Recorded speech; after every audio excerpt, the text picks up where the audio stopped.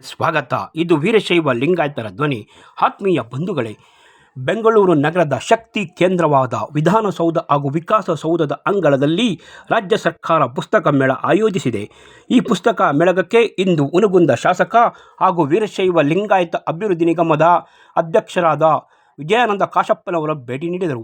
ಎಲ್ಲ ಮಳಿಗೆಗಳಿಗೆ ಭೇಟಿ ನೀಡಿ ಕನ್ನಡ ಸಾಹಿತ್ಯ ಪುಸ್ತಕಗಳ ಬಗ್ಗೆ ಪರಿಚಯ ಮಾಡಿಕೊಂಡರು ಹಾಗೂ ಮಳಿಗೆಗಳ ಮಾಲೀಕರ ಕಷ್ಟ ಸುಖಗಳನ್ನು ಇದೇ ಸಂದರ್ಭದಲ್ಲಿ ವಿಚಾರಿಸಿದರು.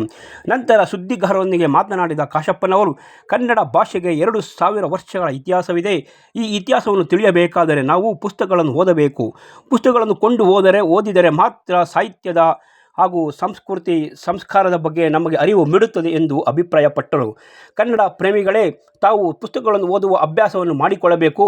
ನಾನು ಸಹ ಬಿಡುವಿನ ವೇಳೆಯಲ್ಲಿ ಪುಸ್ತಕಗಳನ್ನು ಓದುತ್ತಾ ಇರುತ್ತೇನೆ. ಎಲ್ಲರೂ ಪುಸ್ತಕಗಳು ಓದಿದರೆ ಜ್ಞಾನ ಅಭಿವೃದ್ಧಿಯಾಗುತ್ತದೆ ಎಂದು ಅಭಿಪ್ರಾಯಪಟ್ಟರು.